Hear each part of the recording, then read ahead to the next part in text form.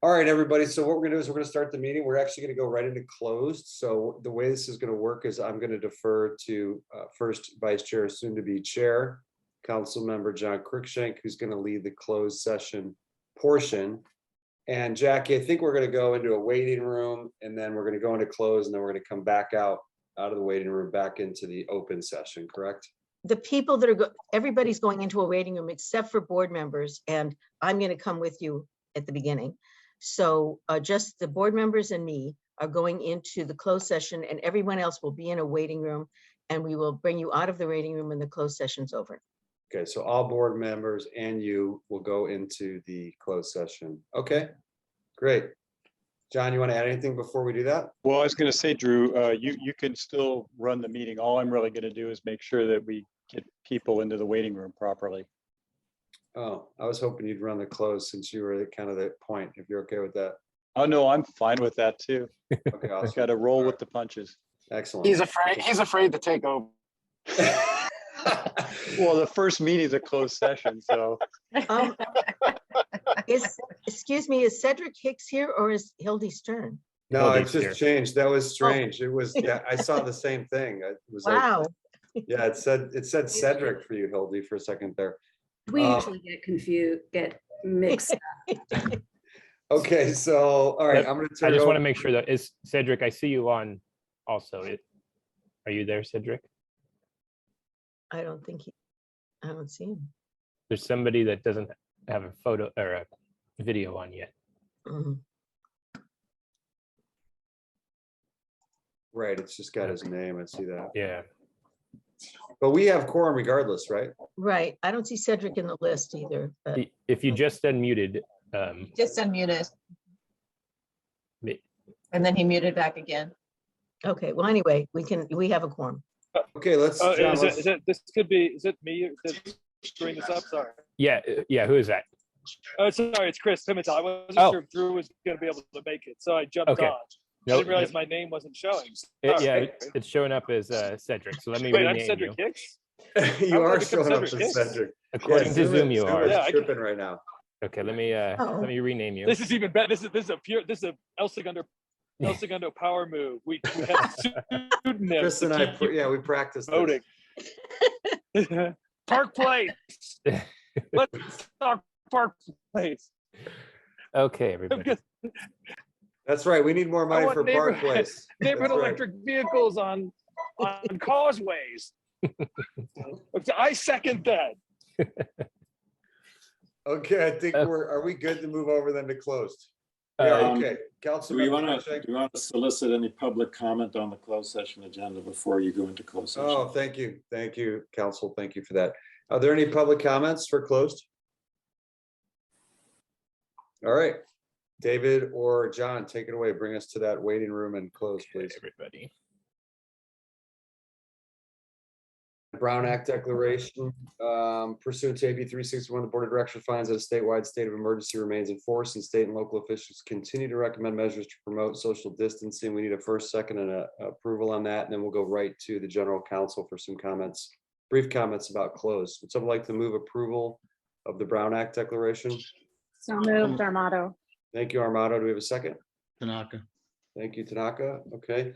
Anyone opposed? Any abstentions? Excellent. Okay, Mr. Jenkins. Thank you, Mr. Chair. The regular meeting came to order at 10 o'clock. There were no public comments on the closed session agenda. The board convened its closed session with respect to the items listed on the agenda, and there is no reportable action taken this evening in closed session. That concludes my report. Thank you. Thank you, sir. Jackie, are there any changes to the agenda? Yes, there is one change. We're adding something to the consent calendar that was sent to you during the week, and I'd like your approval. It's the West Basin contract, which is renewal of our existing contract, and we're putting that under H3 on the consent calendar. And if we need a motion to add that to the agenda. So moved. Thank you, Second. Rodney. I think that was Rodney in the first, Olivia in the second. Okay. Anyone opposed? Any abstentions? All right, great. Any public comments? Is there anyone in the waiting room, staff, or anything that would like to speak?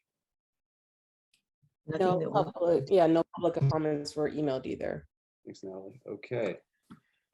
We are on to consent. Are there any polls for items A through J with the addition of H3? Item F. per Item se. F. Yeah, please, Bernadette, take it away. No, I just wanted to say that I will, due to wanting some additional information, I will not be voting in favor of that item. Okay, I think the way we do it in our council is if you pull it, we vote on that separately. Mr. Jenkins, is that the proper way to do it? Yes, that's what I thought. Okay, so would someone like to move approval on item F? Move to approve, Olivia. Thank you, Olivia Davis. I'm sorry, who's the second? Second. Oh, was that Cedric? Yep. Great. Oh, there you go. Thank you. Okay, anyone opposed? Councilmember Suarez. Okay, thank you, Bernadette. Anyone else? Any abstentions? Okay, great. Then we have, thank you for that. We have items A, B, C, D, E, G, H, 1, 2, and 3, I, and J.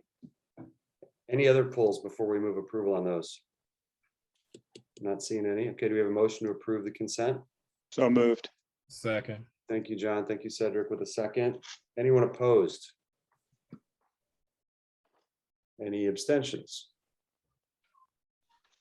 All right, great. Moving on to presentations. Department of Public Health. Ms. Lastra, are you on? I am. Good evening, Thanks for everyone. being here. Hi, can you hear me all? Yes. Yeah, loud and clear. Let me take over here. Share screen. That's not the one. Yes, that is the one. Okay.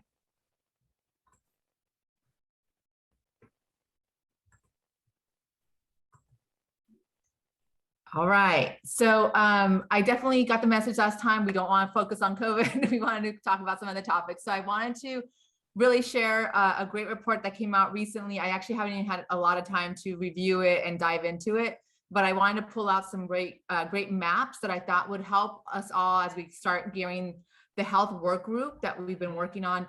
Just again, a lot of data that's out and available, and we can maybe focus some key gaps or areas that we need. So it came from our Office of Violence Prevention. That is the link. I will provide all this to you all after this presentation. But what I'm going to be doing is basically kind of focusing in on these maps that they provided. The tables attached to it aren't necessarily always directly related, but they are somehow related. So for this example, I want to pull out this map because it talks about senior services in SPA 8. And I wanted to just kind of focus in. I think one of our discussion topics is always seniors and how do we support them better.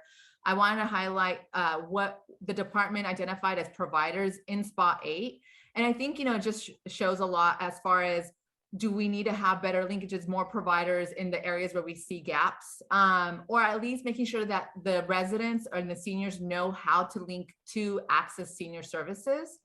What I want to highlight on the table is that in SPA 8, we have about 179,000 seniors living 65 years or older. So it's a big population.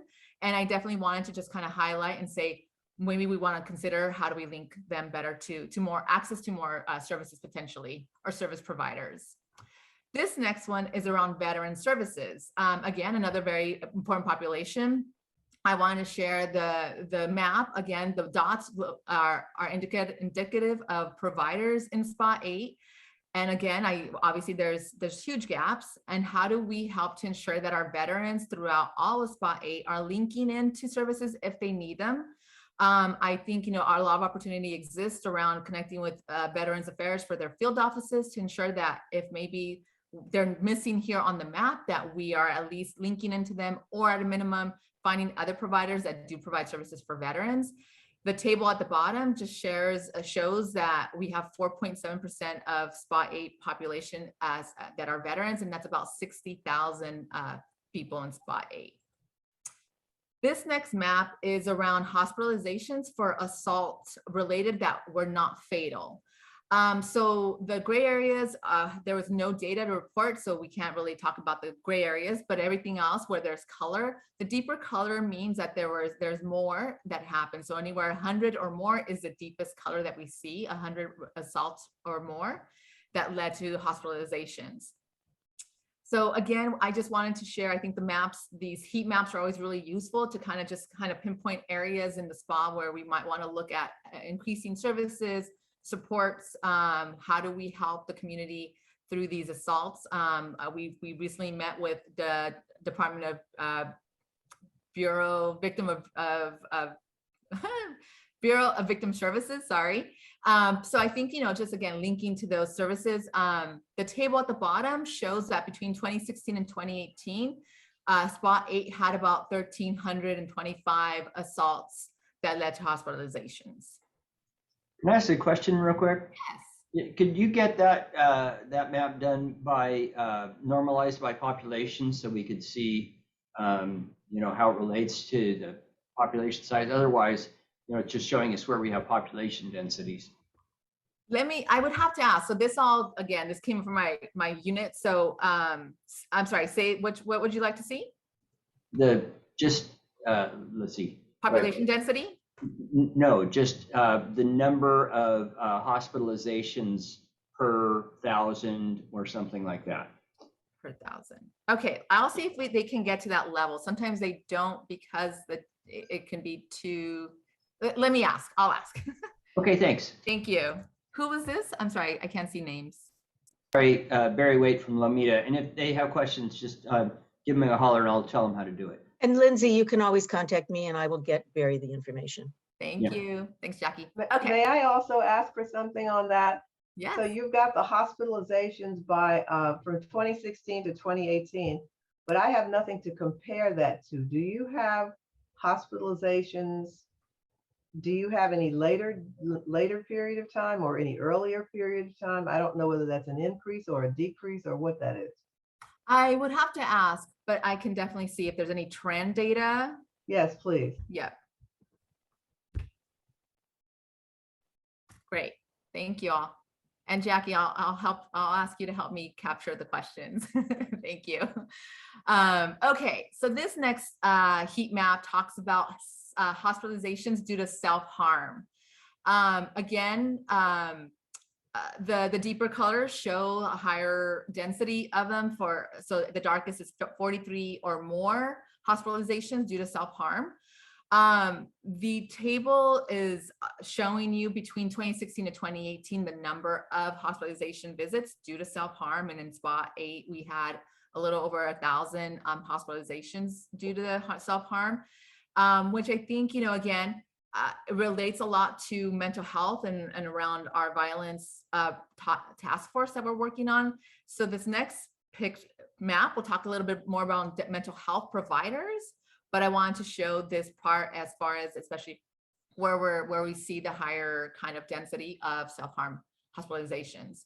So the dots on this map are providers from the Department of Mental Health that are in the community. And so I feel that, again, we can see areas where we might need to do better linkages and making sure that our communities, and particularly like the northern part of the spa, as well as the southern part, are ensuring that they are linking or have access to mental health providers.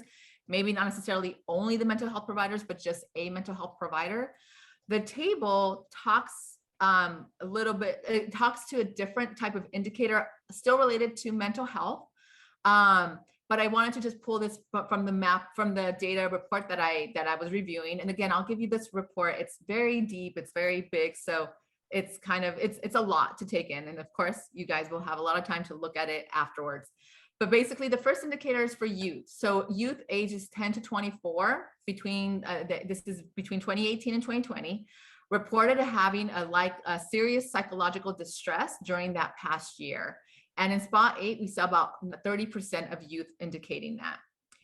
The second indicator is around adults, and it's not the same exact, there's no comparison, it's just a different indicator. But for adults, reported having usually or always receiving social or emotional support that they needed So it's a positive indicator. About 70% said that they were receiving some type of support emotionally or socially.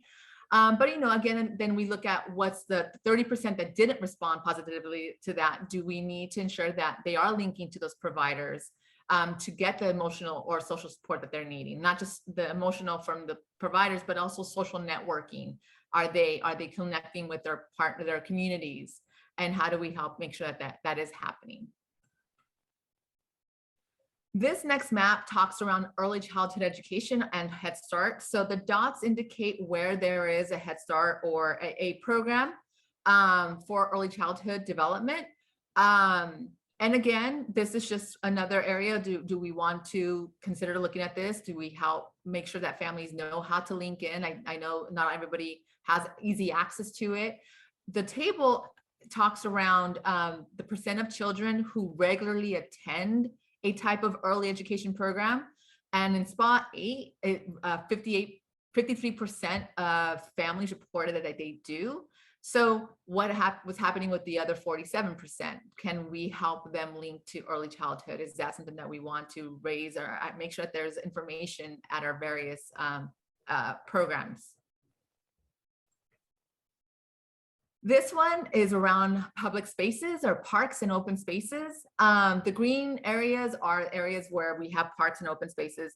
I find what's very interesting about this is that there was a question from LA County Health Survey, and that's the table below where it said, they asked basically parents or families or the person whoever answered the call, does your child have easy access to a park, playground, or other safe places to play? And 91% of respondents in spot 8 said yes. So I found that very positive. Not everything has to be negative, but you know, again, the green spaces seems to be very peppery. So making sure that our communities are safe enough so that people, if they can't go easily to an open space or park, can they just be outside walking or playing outside of their homes, in their front yards or something. This next map is around federally licensed firearm vendors within spot 8. And again, the darker color determines the higher density. This is the darker color is 3 vendors or more. And so again, we look at what access our communities have to firearm vendors. This has obviously been a big conversation around the news, but wanted to put this out as far as this report. The table is not exactly related, but I wanted to pull in just information from the data report around firearms. And so the first indicator is the percent of households who reported having a firearm in or around the house. And in spot 8, 11% of our households reported having that.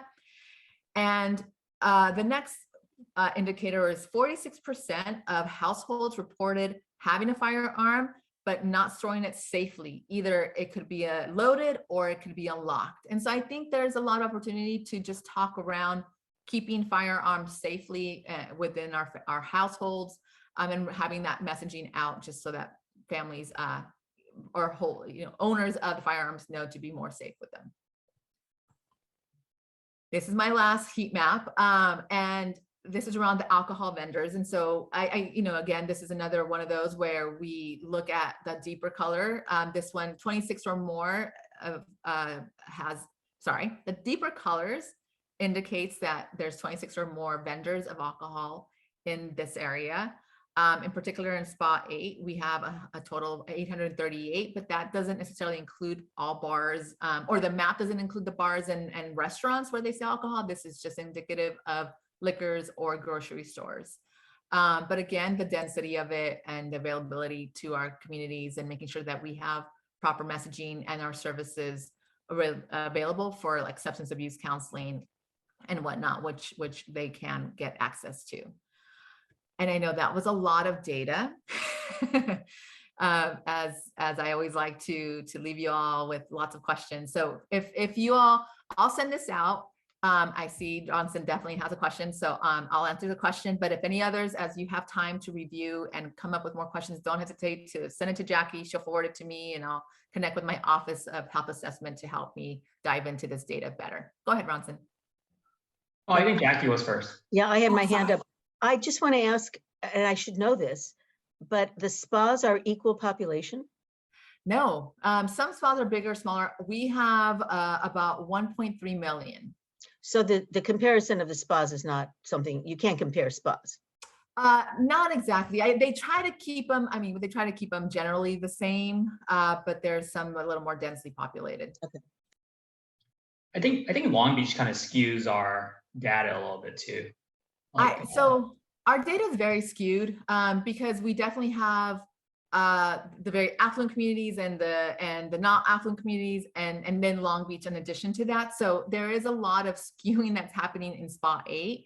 And I think that also talks to a lot of our services. So a lot of services get directed towards Spa 6, but we have really high needed areas.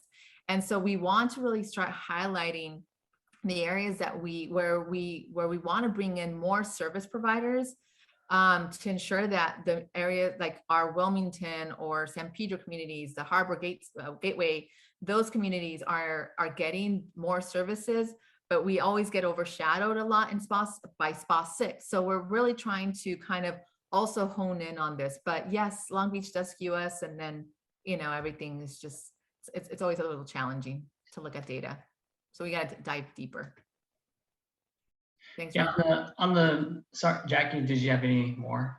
Okay, so for the mental health slide, this is something I've been working on too in terms of finding gaps in our mental health needs in the spa in our area. And I'd love to work with you more on this, is that if you just look at the dots, it looks like we're pretty well covered compared to other areas. But my understanding is that the types of beds make a difference. So a lot of these dots represent like outpatient, like clinics that people can stop by during business hours and get mental health treatment. But I think where we're lacking here in the South Bay is 24/7 beds. So like crisis treatment centers where people can stay overnight or like for months to kind of get the treatment they need to stabilize their mental health issues. And so my understanding based on what I've read from DMH is that there is a lack of those types of facilities in our area. And I'd love to kind of drill down more on that. We probably have to move on, but the importance of that to the cities is that Ronson's been trying to get mental health vans. And one of the problems we're having is we don't have the beds in our spa to take the people. So we have to drill down on this slide to figure out what those dots mean, because they're affecting our ability to do other services. So thank you, Lindsay. Thank you all. Thank you for being on. Really appreciate it. Okay, we're going to move on to transportation reports. Jackie? That's Steve Lance. Steve? Hey, I'm here. I have no slides to show, but it was a very busy day at Metro today. So I'll go through as quickly as I can. First of all, they have submitted a federal earmark for $45 million for the I-105 Express Lane. But they also submitted an earmark of $450 million for the West Santa Ana branch. So those are the two big asks at the federal level by Metro at this time. On the I-710 South Corridor Task Force, I think I told you last month that they have decided not to pursue capacity improvements in the south border down by the ports. Instead, they're going to take the $50 million that they had available and spend it on community benefits. They're more worried about the impact of trucks than they are about providing more capacity for trucks. And because there won't be a significant expansion of the 710 capacity, I'll be bringing an item to the next transportation committee asking Metro to review capacity impacts of that no project alternative on the I-110 freeway. We're kind of the stepsister to the 710 as far as the ports are concerned. But as they do not expand capacity, that capacity will go where it can flow. And we'll start to see our 110 corridor be more congested, I think. But we're going to ask them to report back to us on what the effects are of a no project alternative. They also are creating a new land bank partnership. That's kind of important to us because they're doing it in a corridor along the LA River from the valley down to Long Beach.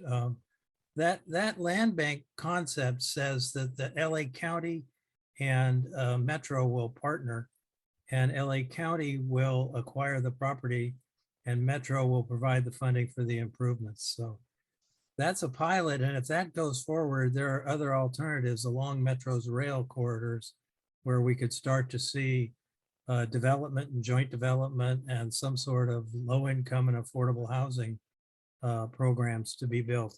So we need to keep our eye on that. Not immediately in our area, but important to us going forward.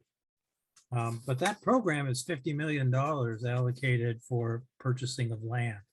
So it's a pretty sizable pilot for Metro. And the board members want the staff to work with city managers and COGs along that corridor. So I think when we get our chance, we'll have an opportunity to work with them as well. They elected their officers. Aaron Najarian is going to be the new chair. He's from Glendale. Jackie DuPont Walker will be the first vice chair. She's from City of LA. And Janice Hahn will be the second vice chair. So 2 years from now, Janice will be the chair of the Metro again. They approved our multimodal sub-regional program, the highway program. That was approved by Metro today, so we can go forward now with the agreements between the lead agencies. And so you need to tell your public works directors to get on those agreements because Metro's going to be slammed by all these new agreements that just got approved in around the county. They approved Rolling Hills Measure R and Measure M capital reserve program. Under the Measure R and Measure M programs, in the local return program, you can create a capital reserve in which you can accumulate money over multiple years. And Rolling Hills decided to do that and Metro approved that. They approved the money for the budgets for next coming fiscal year for the transit operators and access services and Metrolink.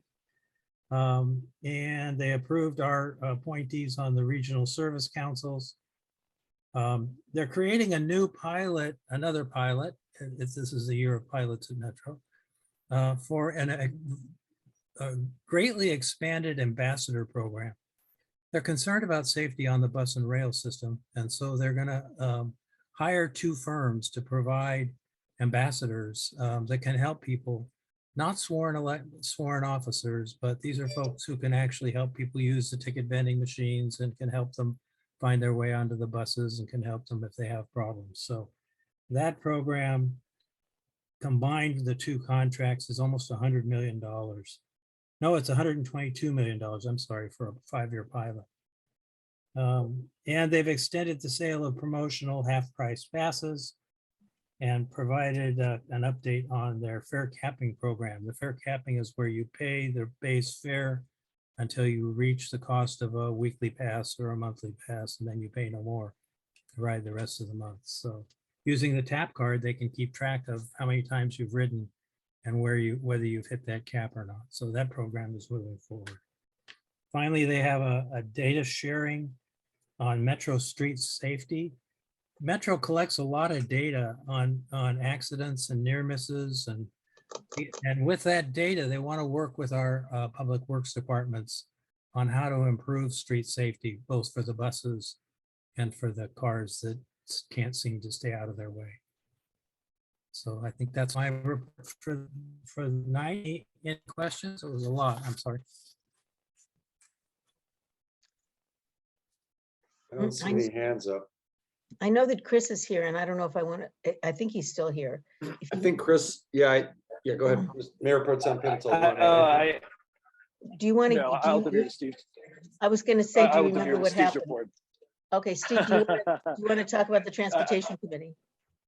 I can walk through, if you can hear, I can walk through some of our discussions. Okay. The big looming piece for us continues to be the Green Line and its routing system for the 1-seat rides, whether they go to Norwalk or continue to West LA. That sort of looms largely.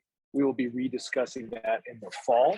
We had a lengthy discussion about neighborhood electric vehicles, as all things El Segundo will, about the local transit network and the phase 1 and phase 2 implementation.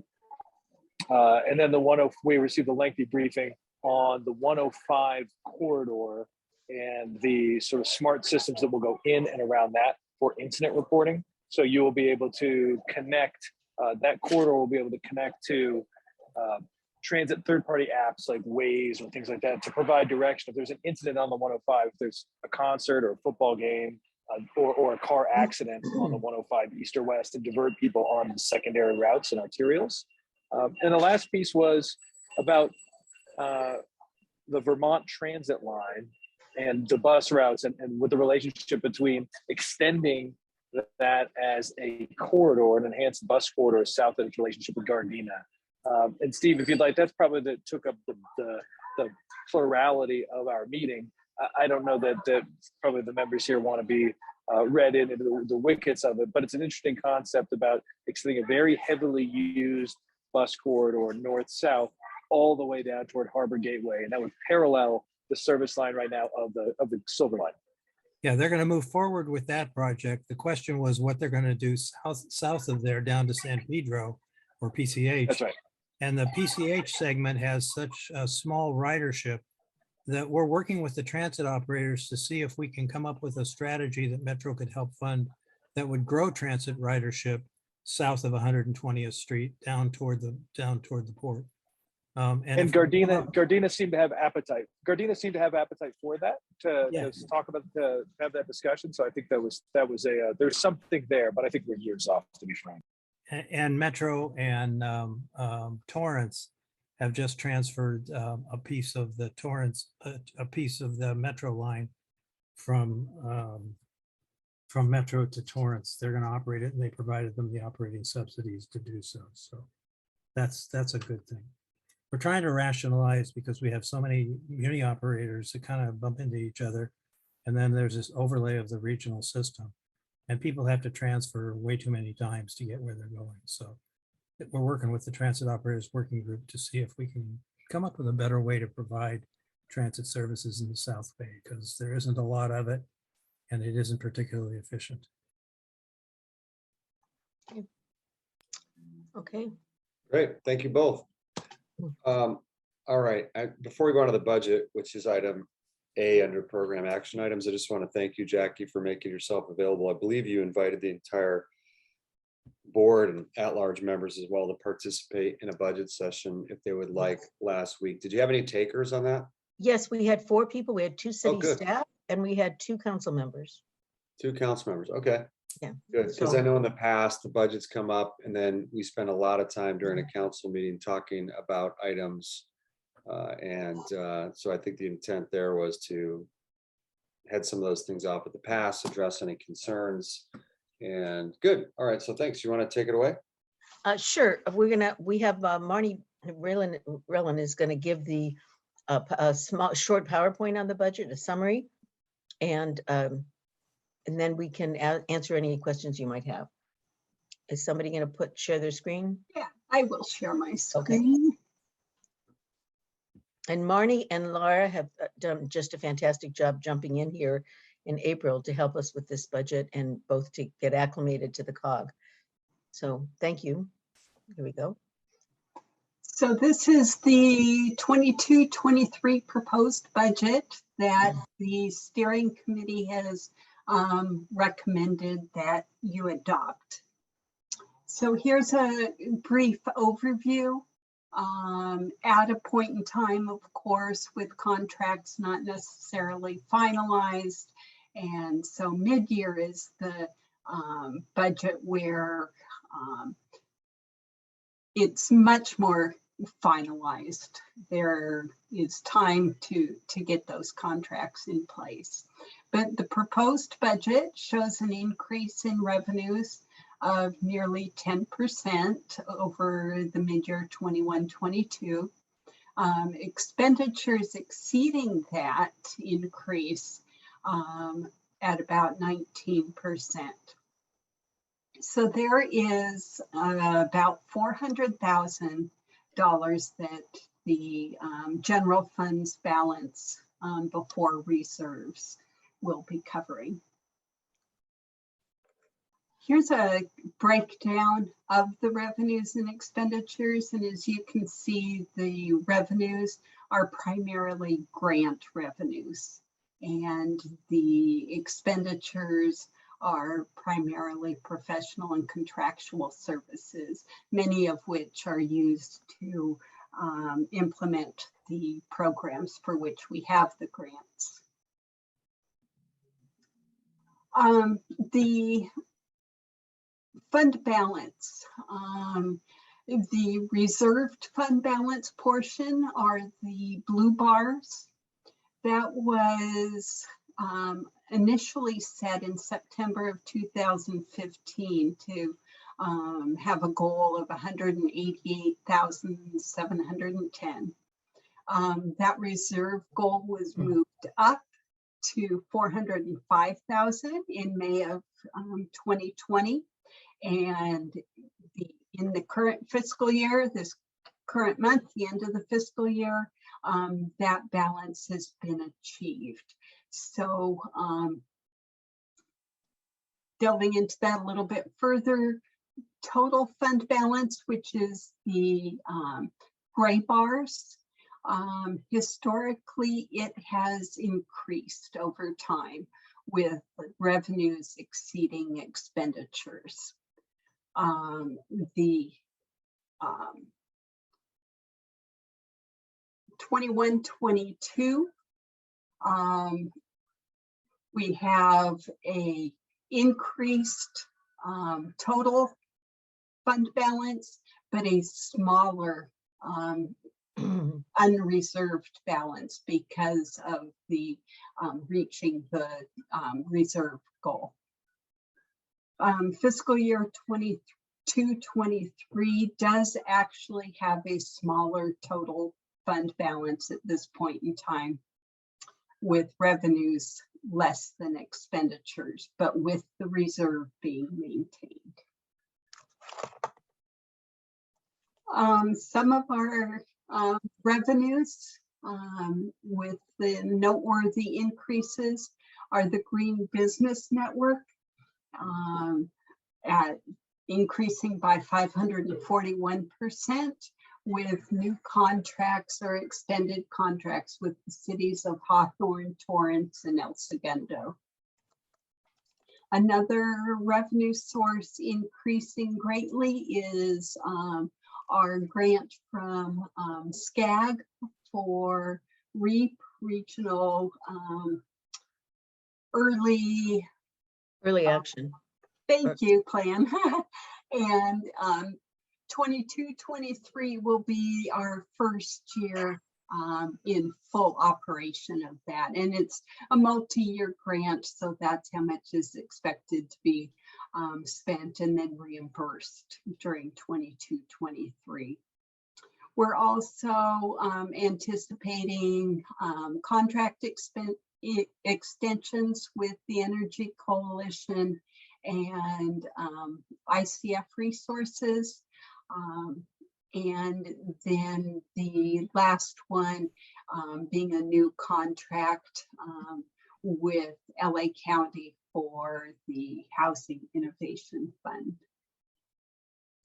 On the expenditure side, we're looking at salaries and benefits increasing by 14%.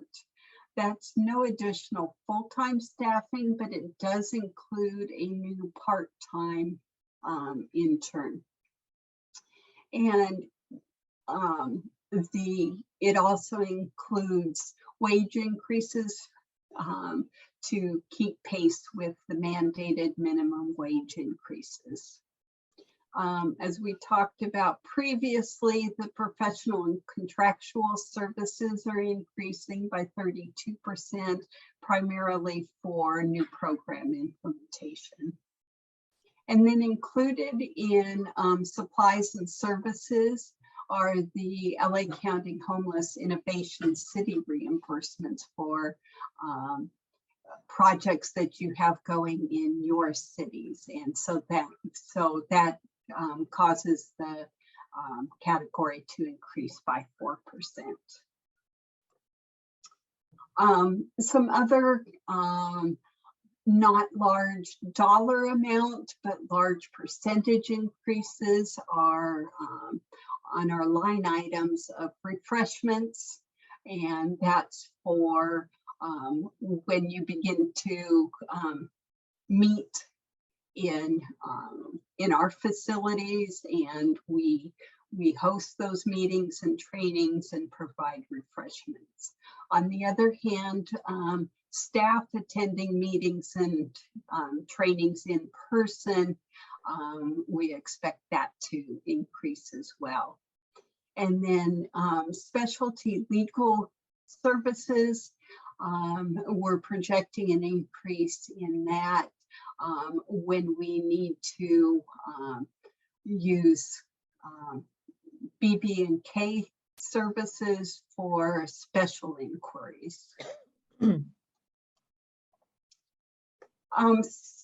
So some of our expenditures that we expect to see continue to increase beyond fiscal year 22-23 are again the salaries and benefits, with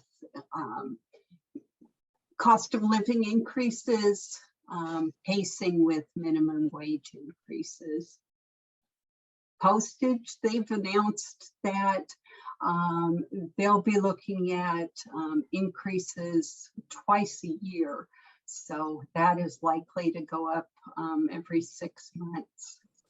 Audit fees, there is a current contract in place, 3-year with 2-year extensions should we opt to go that way.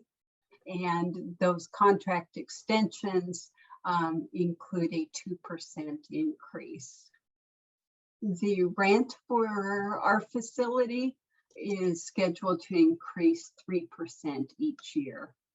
And then just in looking at all the various line items and what else we expect to increase, no doubt everything will, just as we're experiencing cost increases, so is everybody else charging us, and they will no doubt pass those costs along to us. Some anticipated grant revenue that it has not been included in the budget, just not certain enough of it, is a grant from Southern California Gas Company. And then we're also hoping for an additional $250,000 from LA County for homeless services. And then potential grant revenue, which is less likely, but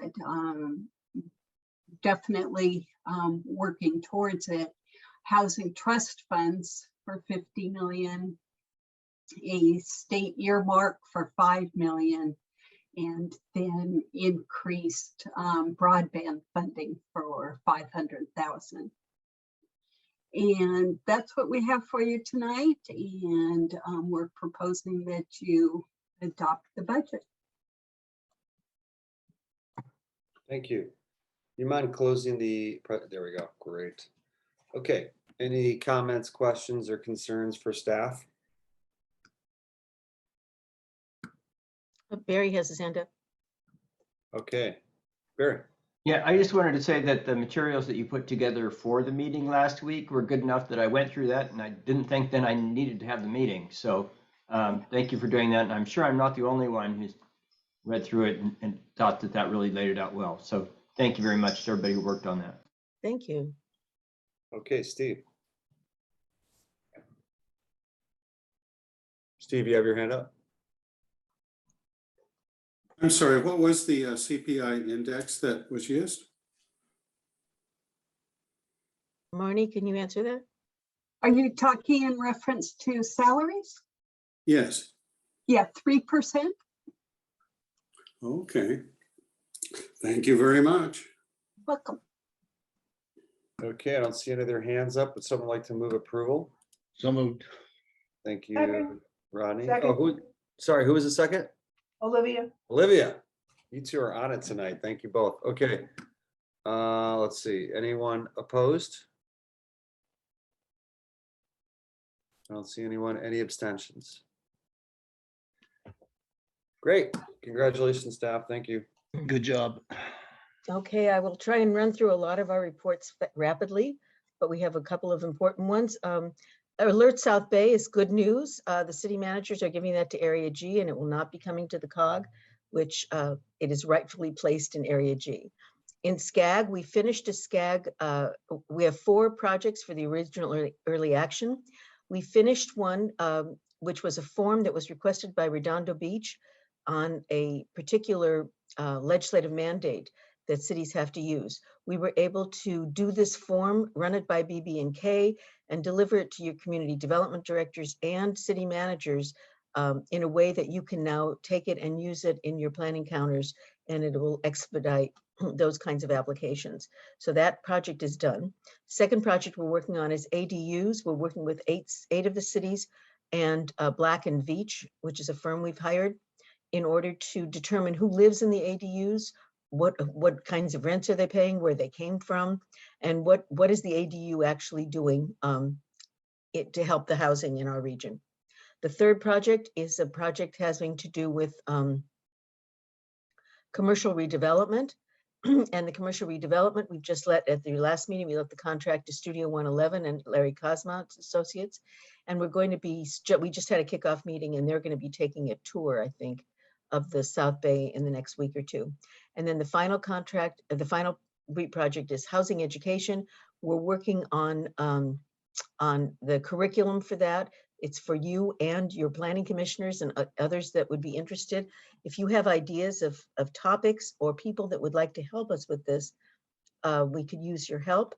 One of the things that came up with the community development directors, and we probably will have one session on what does it mean when a developer says to you, it doesn't pencil out? And what are those calculations? And so those are the kinds of things we're looking at to bring to several sessions on housing education. You can hear a lot more about that. Then I want to go very briefly, Ronson, homeless. Yeah, just a reminder, Torrance is having their grand opening on Wednesday. Councilmember Cruikshank, you've been confirmed to have a speaking part in it. It's going to be hosted by Council Supervisor Han's office. I'll give you a little briefing offline so that you can I'll help prepare your remarks. So that's Wednesday at noon at the Torrance Civic Center. We have just quickly the South Bay Coalition to End Homelessness, the 2 co-chairs of that organization. If you're not familiar, it's Nancy Wilcox and Mark Silverbush. They've been very instrumental throughout the years in the South Bay to coordinate services, COC applications, the homeless count. They primarily are the ones running that basically in the South Bay. They're both stepping down, and so we're looking to transition that organization, maybe even turn it into like a nonprofit. But so finding replacements for those 2, they'll be sorely missed. But they're looking to kind of step down from that organization. So we're working on transition for that. And then Jackie, I'm just going to skip the stats this time. Maybe we'll have more time next time. Just go into it. And then lastly, Lori's kind of been helping me. We're the good news is we're housing quite a bit of people with emergency housing vouchers. And as you know, when you move into an apartment or a house for the first time, it's very expensive to buy toilet paper, paper towels, dish soap, all that stuff, laundry baskets. And so there's been requests from our outreach workers to see if we can cobble together some welcome kits, as they're called. And so we're looking for like a company or any organization that's willing to, maybe as a fundraiser or a team building exercise, put together welcome kits and donate the welcome kits. So let us know if you have any ideas. We're reaching out to some of our partners too to see if there's any companies interested. And Lori's actually put together like an Amazon wish list of things, which like I mentioned includes like laundry basket, paper towels, and things like that. So we can all just forward that to people. It's about $2,000 for everything to create about 100 kits. So about $20 a kit. And that's it. Ronson, why don't you give me a call at your convenience, because there's an organization I think would help do that. Okay, great. We'll do that. Okay, so then the reason why our chair will not be in at the ribbon cutting is that we have our bill on the Regional Housing Trust being heard on Wednesday. So Stacy, do you want to give us a status on that? Sure. Thank you, Jackie. Thank you, Mr. Chair. Just a quick update that the bill was on consent with the Assembly Local Government Committee on June 8th, went through without issue.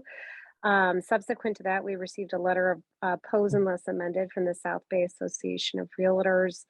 Through conversations with them, it became pretty clear that their concerns over SB 1444 were really emanating from their concerns over ComLogger's SB 679, including the ability to have controls over taxing and implementing rent control, along with 4 other enumerated concerns that really don't apply to our bill, many at all. So we communicated directly with the South Bay Association of Realtors, narrowed down their concerns, and we'll respond with a letter. They communicated to us that they are very willing to relook at the bill after they have more information and amend their position. Next up, as Jackie alluded to, the Assembly Housing Committee is going to hear it on June 29th. We really needed to get through that. They're not accepting any remote testimony. And Jackie, David, I don't know if we have 2 people that have confirmed that they're going to appear in person in support. And then simultaneously, back to that budget presentation and the potential for $50 million in earmarkings for the state budget. We're still remaining hopeful. I think we really will. If we get half that, it'll be a home run for this fiscal year. We're just asking for it really, really late. But we're still remaining hopeful that we'll get an earmarking from the state budget, and we'll update more as we know more. Thank you, Jackie. And our other bill, David, do you want to just say very fast? I think it's gone through, right? You're muted, David. Sorry, first Zoom meeting. AB 2432 actually was just amended, but in a positive way, to apply to all cities within LA County as opposed to just South Bay cities. So any city that wants to adopt an NEV plan, if this bill passes, in LA County will be able to. Okay, and it's moving through the legislature. It's Yeah, not having any problem. Correct. Okay, Kim, do you want to do a very brief SBES report?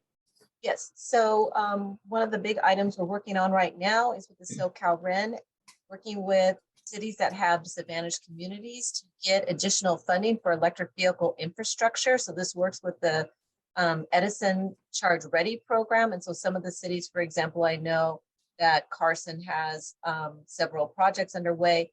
This could be extra funding that comes to those cities for more charging stations.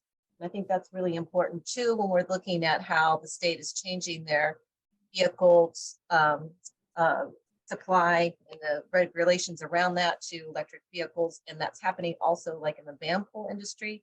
We've had some conversations with some van pool providers over the last few weeks, and they are looking at converting or getting all new vehicles that will all be electric for the van pool fleets. So that's going to need local charging for that.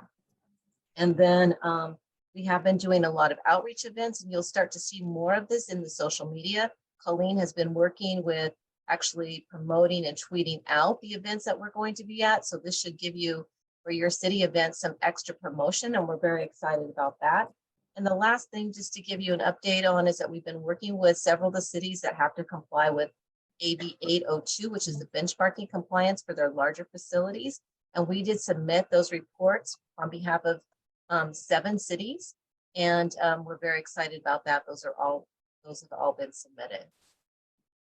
And those were all things the cities would have had to do themselves if we hadn't done them for them. That's correct. On this fiber network, I hope you all saw my invitation to the workshop on next Thursday, June 30th at 1:30. We're going to have some experts, someone from the PUC, someone from LA Deal, come talk to us about the funding that's available for fiber that the COG can take advantage of and the COG can partner with cities with. So there's a lot of money out there, and we'll see how competitive we are and what kinds of projects we might be ready for. That funding will probably be available sometime in July. Local travel network, we're still having city meetings. I don't think we need to talk more about that here. We're going to Lomita in July. Senior services, Britt or Is Britt here? I don't even know if she's here. And Ronson, is there anything, we have the meeting coming up next month, I think. I don't Yeah, think- we have an organization called 24/7 Senior Care that's opening up shared housing in the South Bay for seniors that can only afford up to $700 in rent. So it's a great option for them. Those folks are living just only on Social Security. So excited to have them present. And Lori, do you remember off the top of your head? I'm sorry, I'm drawing a blank. Who was the other presenter? We don't know. Oh, you're on muted, Lori. Okay. But she's Because I'm shaking her shaking my head that I don't remember. Okay, and the SPY working group had a meeting. Stacy, did you want to, what's happening with SPY is we're going on a 1 month, I think, hiatus, and they're going to sort of be reevaluating their mission and the vision of what that group should be. Stacy, did you want to add anything to that? No, I think you stated it well. We're just attempting to stop duplicating efforts and just redefine the mission and start meeting bi-monthly. So, yeah. Thank you. So now we're down to election of officers. Mr. Chair, you might want to adjourn the meeting. It's almost 8 o'clock and we won't have elections. Just a little joke there. Oh, I was like ready to do it. We still got 6 minutes there, Jackie. Oh, I'm gonna stay in power like the president of Nicaragua or what? No, thank you. Okay, so the idea is now you accept the nominating committee report and take nominations from the floor. So, Mr. Chair, you should ask for any nominations. Yeah, are there any nominations on the floor for the positions that are listed in the attachment? Which is including, by the way, at-large members. We recently approved bringing back 4 again. We went away from that for a while because we had a hard time getting people to actually show up to the steering committee meetings, let alone those roles. So, but we have 2 of the 4 at-large members filled. So does anyone want to nominate someone for an at-large position or any other position for that matter?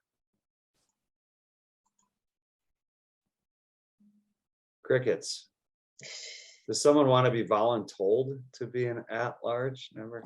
I just want to remind you that though that anybody can come, so it doesn't matter if you're designated at large or not. Right. Okay, so their nominations are closed then. Doesn't look like there are any. I think so- you have to take a motion to close the nomination. Oh, yeah, I do. Thanks. Motion to close nominations. Thank you, Second, Kristen. Armato. Thank you, Stacy. All right. Motion to accept the slate. Second, Excellent.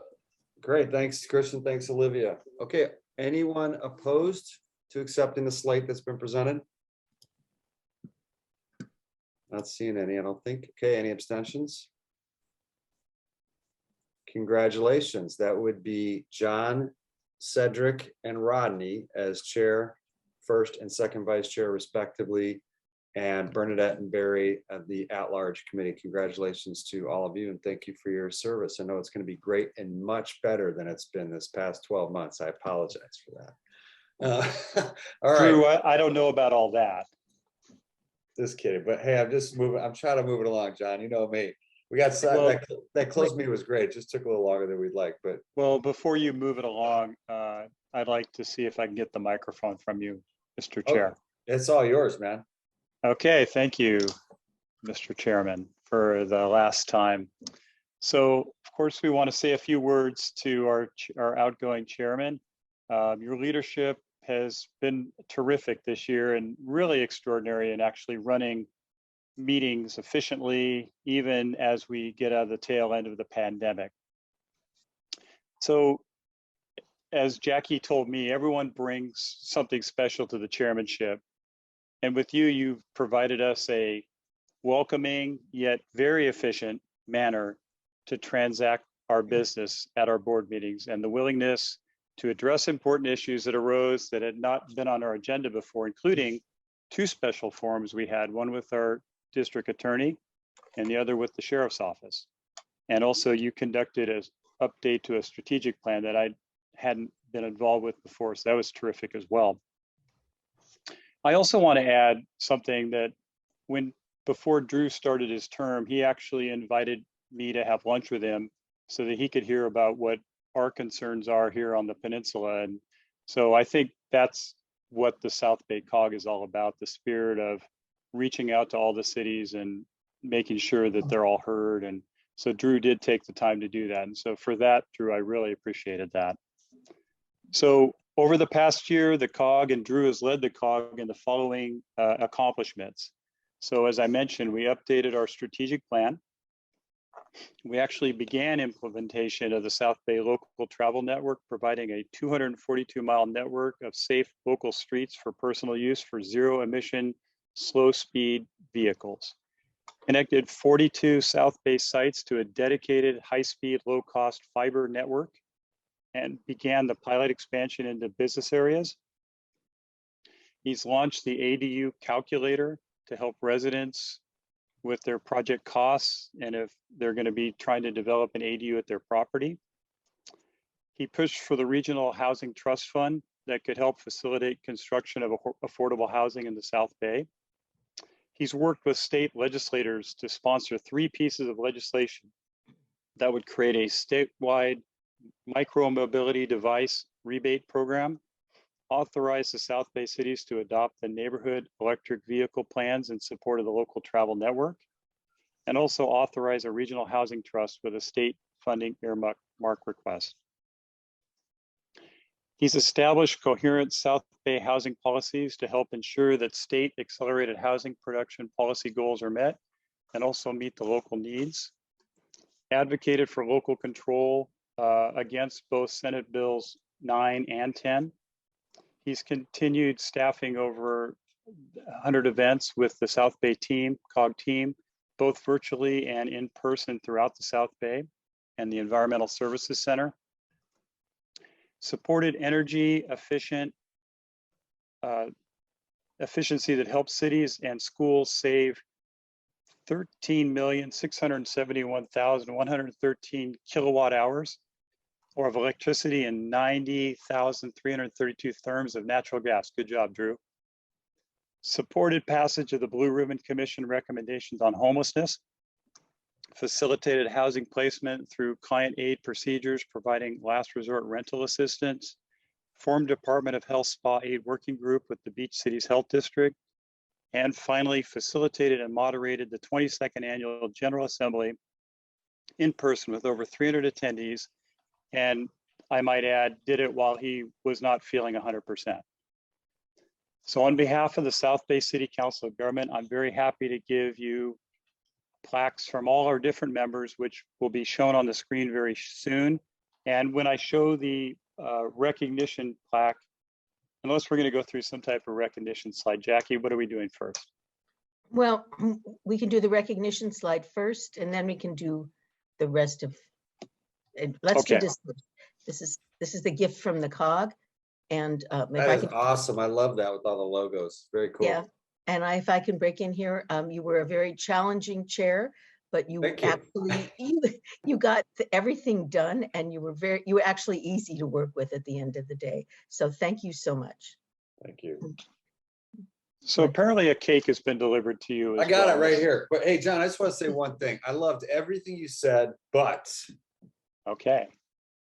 I didn't do anything, frankly. It was all we accomplished a lot. We did accomplish a lot as a chair. I did very little, frankly. Jackie, the staff, and the board and the steering committee did a ton of work. I really do think we did a ton of work. And when we set out to do that strategic plan and we met in the back of the Richmond Bar and Grill, several of you were there for that meeting. That was a great meeting. Rodney and I got to share a couple beers afterwards as well.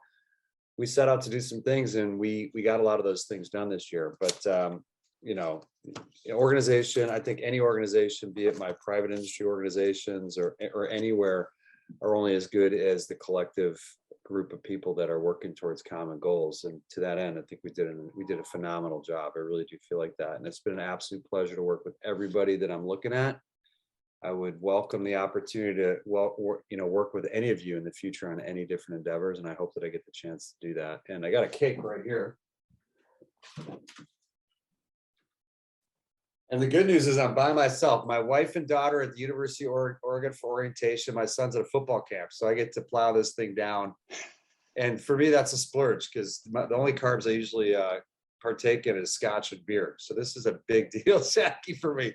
Thank you for that. We got you a cake instead of a cupcake because you have 5 children. So I love it. No, it's awesome, but none of them are here right now. Thank you. Okay. Do you want to move on into the rest of the plaques? Sure. Does Christian want to say something before we do that? Christian, do you want to wait for your plaque to come up? Yeah, we're going to actually go through each city and Sure county thing. plaques. Okay. So why don't we, Natalie, why don't you move, whoever's doing this? Yeah. So- Okay. If there is someone here from the senator's office. These will all be delivered to you next week, Drew. Okay, thank you. Go ahead. Go ahead. Stop when we get to someone that's on the call. Okay, there is someone I thought from Marisucci's office. No, not Bradford, not Commonwealth. Go ahead. Is Becky still here from Marisucci's office? Maybe she had to leave. Okay. Yeah, we're Someone over was- time. It's okay. Yeah, someone was here earlier. I don't know if Alfonso, you want to say anything? Yes, and just on behalf of the supervisor and the office, congratulations on your chairmanship, and then on your ending in your chairmanship. I know I came in a little bit later, but it was great seeing your leadership, and thank you again for your service. Thank you, sir. So Appreciate you're it. gonna get that nice little plaque from the county. Awesome. Thank you. Jennifer? Thanks, Jackie. And I'll make it quick. I know Drew wants to sign off, but just on behalf of Supervisor Janice Hahn, we'd also like to congratulate you on your successful term as chair. We know that you're one of the most dedicated and hardworking elected officials in the South Bay, and I'd really say the entire county. And you brought all of that and your business savvy and your innovation to this role as chair, and it kind of created this kind of special sauce that you bring, and the COG is better off because of it. And so on behalf of the supervisor, thank you for all you've done. Congratulations and great job. Thank you, Jennifer. Much appreciated. Very kind. Cedric? You don't have Drew, to. I'm here. Thank you. Drew, Yeah. It's been a pleasure working with you as your second vice president.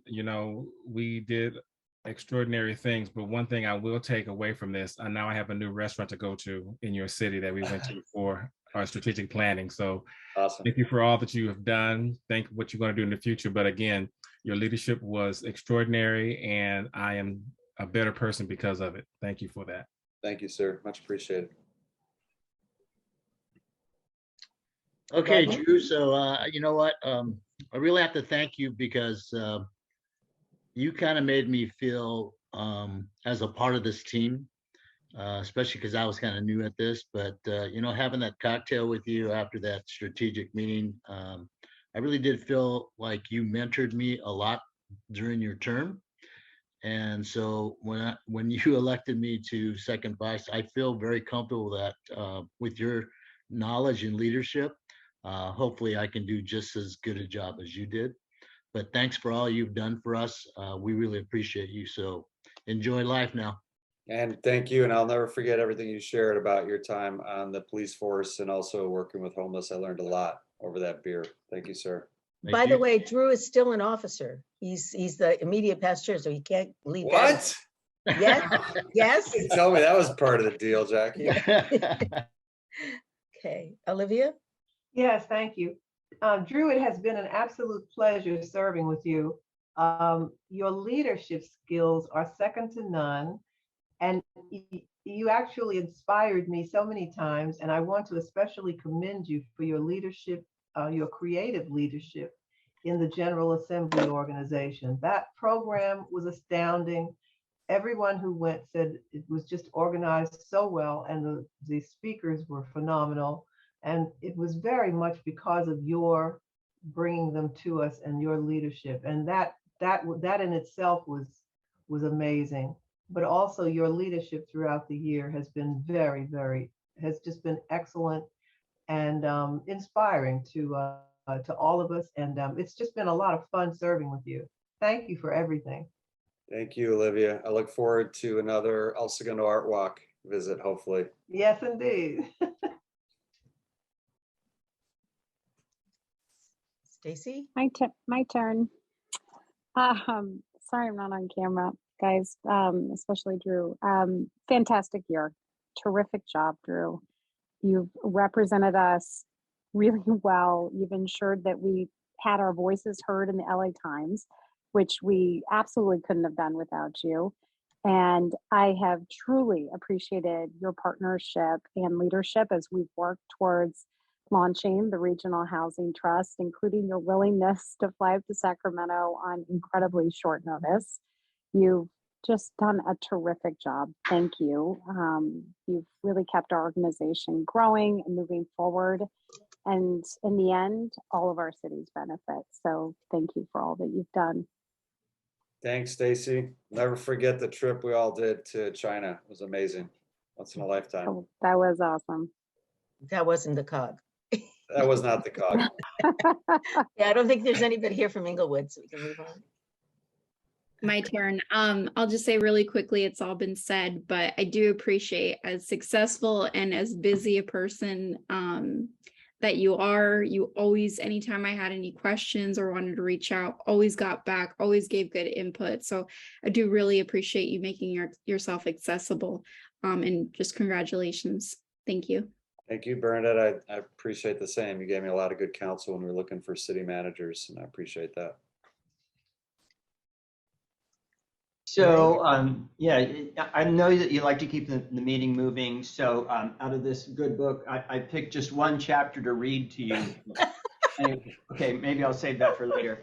But I did want to say, I really appreciate the fact that while you have a lot of ideas and you want to share those and you want to discuss those, you're always so welcoming of other people's ideas and you know, letting people take credit where they wish to do so, that it made it, I think, a lot more open. And I think we accomplished more this year because people were willing to say, hey, you know, how about if we do this? So that really matters because the COG does so much important work that most of our residents have no clue that these things go on, but it's important things. And you kept it going, you more than kept it going, you know, you revved it up. And that's during a pandemic. So bravo, sir, bravo. Thank you. Thank you very much, Barry. I really appreciate that. Thank you. Hildy had to leave, unfortunately. So I've already said quite a bit about how I admire Drew and him being a great chair. But I did want to say that if you look at the steering committee attendance and the meeting attendance and how high it always is, it really does show. It actually echoes all the things that my fellow board members just said, that you really allow people to speak openly and honestly and include all the cities and have a voice. And so I really appreciate that. Obviously, it's huge shoes to fill. I'm not going to try to, but anyhow, on behalf of our entire city, we appreciate all the effort and work you put in this year, Drew. Thank you. Thank you so much, John. And I recommend you stick with the remote meetings. You'll get much better attendance. Probably, I'm that's sure that probably was a huge factor. I don't know if I have a choice, to be honest. Yeah, thank you for your kind words. Really appreciate it. You know, you're going to kill it. You can do a great job. Christian, you're mute. Hey. Okay. Okay. Hey, so I'm finally not driving. Drew, I want to thank you for two things. One, I want to thank you for stepping up to the plate 4 years ago when I dragged you out to lunch and I asked you to do this, you know, and get engaged at the leadership level. And I think it panned out better than I could have even expected. And so then thank you just for everything you brought to the table in your position of leadership, especially this year. I think the one thing I love so much about the COG is that every year I learn about a different leadership style and a way to work with people across, you know, a variety of different areas. And you were just amazing, you know, being the entrepreneur you are, and, you know, you are a true executive. We learned so much about your type of personality at Strategic Plan. And I just think it was a great learning experience for me, but it was also just great for the body as a whole. So thank you. I appreciate you, and I look forward to hopefully a lifelong friendship beyond this. Thank you, sir. Thank you, Christian. I still haven't seen your band play live yet, so I look forward to that. And thank you for roping me in 4 years ago. I was probably a little bit reluctant at the time, but it's been an incredible journey. Thanks for your mentorship. B could not be here this evening. But I made this certificate, so. Okay, next one. I think someone else is here though from Steve. Oh, no, Yeah, Steve, the we don't stage seem to, here. we don't seem to have one from your city yet. Well, they didn't all get in. Oh, I'm sorry.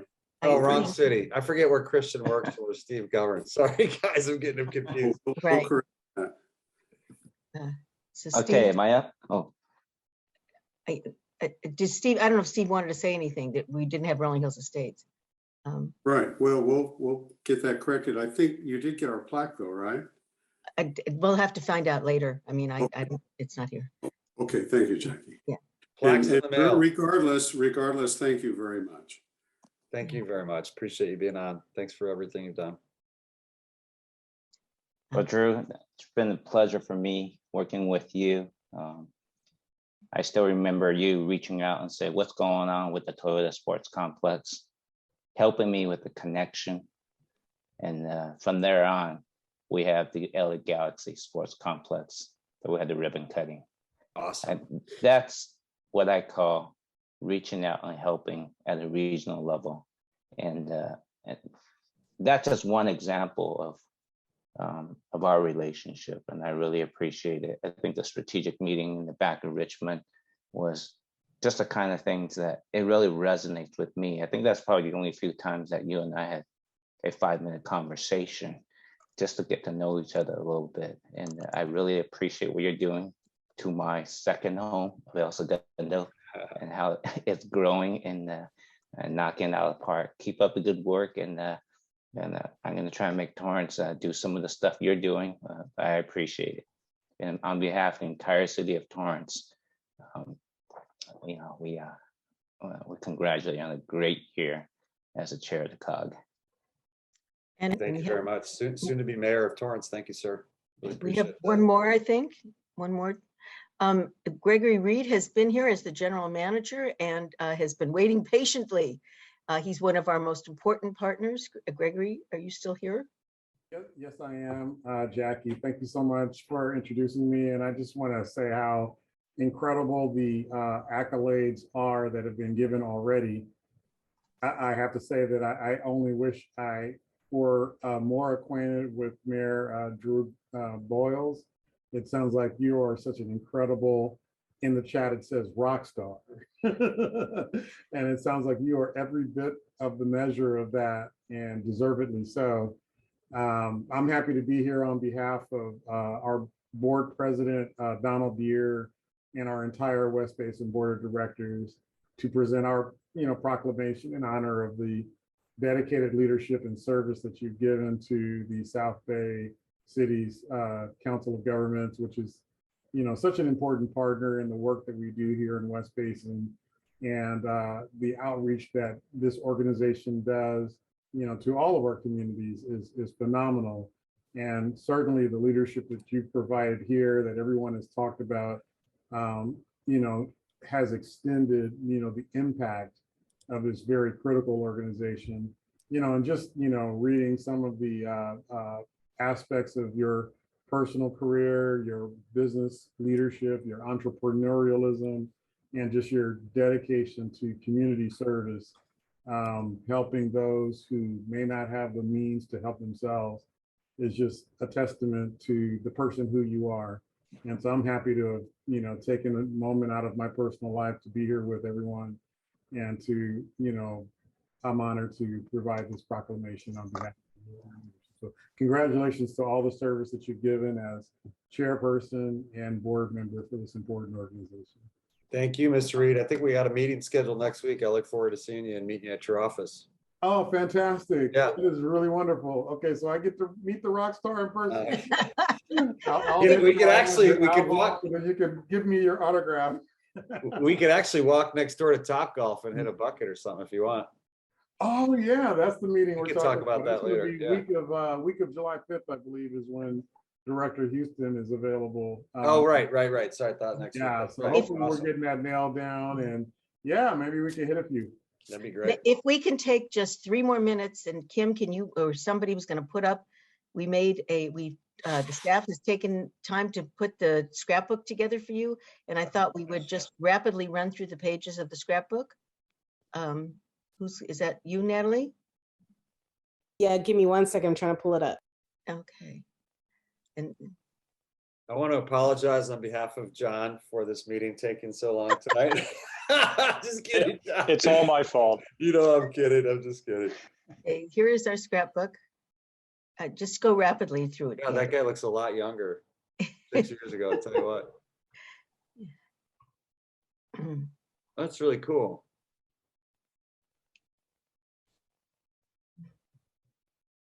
Is this actually a book or is this? Yes, it's actually a book. Really cool. I love this. This was put together with the whole team, and Colleen and Gia on our team did the layout. Wow, what a great gift. That is so thoughtful. I love it. That looks nice. Okay, Love I think that. that's it. That's our scrapbook. So Well done. yeah, well, enjoy. We hope you'll enjoy. I'll send you all a sliver of cake. There's plenty to go around. John, we got a lot to do, huh? Yes. So I think, John, I think that completes our stuff, right? That's it for my list. Okay. You guys are awesome. Thank you. That really meant a lot to me. I really appreciate it. Jeff Kiernan wants to say something, but I just really want to quickly call attention. I obviously thank you to Drew Boyles and his fabulous service throughout the year, but I did want to correct a couple things on my report that have changed since I wrote it last week. I dropped it in the chat if you're looking for specifics on the numbers, and I'm going to talk fast, but 1944, the Brown Act bill, that unfortunately is stalled in the Senate. It's not going to move forward this year, so we're going to have to work on something again for next year. AB 2449, the other Brown Act bill, unfortunately is moving in the wrong direction, so we're now opposed unless amended to that bill. So some other things. Good news, AB 2237 is shelved by the committee chair in the Senate Transportation. That was a bill we opposed. AB 2547 by Nazarian changed directions entirely, so we lifted our support from that bill, now a neutral on it. And then lastly, I just sent a package of 8 bills by Senator Eggman on behavioral health, sort of related to homelessness. That email went to the COGs as well as the city managers. So that may be something that may be coming up on your agendas in the future, but these are 8 bills that are really helpful in really getting at some of these homelessness issues that we've been working on. It really has expanded our community services portfolio, and it's something that we may want to take a look at. We haven't issued an action alert or anything on it, but since I've mentioned them a few times, I wanted to bring it up here and call your attention to it. So congratulations again, Drew, and I'll let you end the meeting. Thank you, sir. All right. I think that's it. Any upcoming events and announcements? Yeah, come up to Rancho Palos Verdes for the 4th of July. John, now you grew up in El Segundo. You know what it's like to go to the 4th of July in El Segundo. I know, but we can't have fireworks in our city because it's way too dangerous. But El Segundo, it's safe. We got some good fireworks. Okay, so don't wait till the 4th of July. We have Founders Day this weekend. And so we will have fireworks Saturday night. And we decided to double down this year. So double down and double up. So more fireworks, and we're going to go higher. So you'll be able to see them in surrounding areas. So George, I hope that everyone in Torrance appreciates it. So we're going to do a really big shoe. And we'll return the favor on July 4th. I just have to mention, since we're talking about our city events, we're celebrating our 100th anniversary this year. So we're going to be having a lot of events from July 8th through the 12th, with the big event, July 9th, the parade in Hawthorne. Jackie, if I haven't already sent it to you, I'll send you the all of the details so you can send it around to everyone. Awesome, congrats. Jennifer. Thanks. I just wanted to say I'll be with Barry at the Founders Day event. We'll have the mobile vaccine clinic there. If anybody needs it, please help spread the word.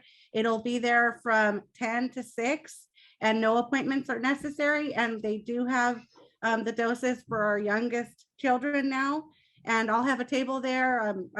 This is very random, but I'm going to have a lot of pet food to give away. It's from our Department of Animal Care and Control, and they're seeing a big need right now. So come get some pet food, get a vaccination, spread the word. And it sounds like a real fun event. So come down to Lomita. Awesome. Now, are you doing the vaccinations there because 3 of the 5 council members all got COVID last month? No, Barry. It's true, we did. I Bad, know you did. bad month. Don't get COVID. Yeah, Don't do it. I'm coming off of it myself right now. Christian. 2 fireworks shows in Redondo on the 4th, one in the harbor and one down in the village. So if you don't have one, come on down, John. You guys rub it in. We're in a high fire zone. I just invited you to my city. Like, that's not rubbing it in. I'm coming to your house. Stacy. Just a quick announcement that we are celebrating Pride weekend in Hermosa this weekend. So there's activities all day, every day, and into the night, Friday, Saturday, and Sunday. So come join us. Nice. Awesome. Awesome. Thanks for sharing. Okay, any other announcements? Okay, we are officially adjourned. Thank you all very much. Really appreciate all the kind words and being able All right, thank you. Great job, Drew. Thanks, everyone. Great job. Thank you. Okay, good night. We'll have to have a cocktail again, Drew.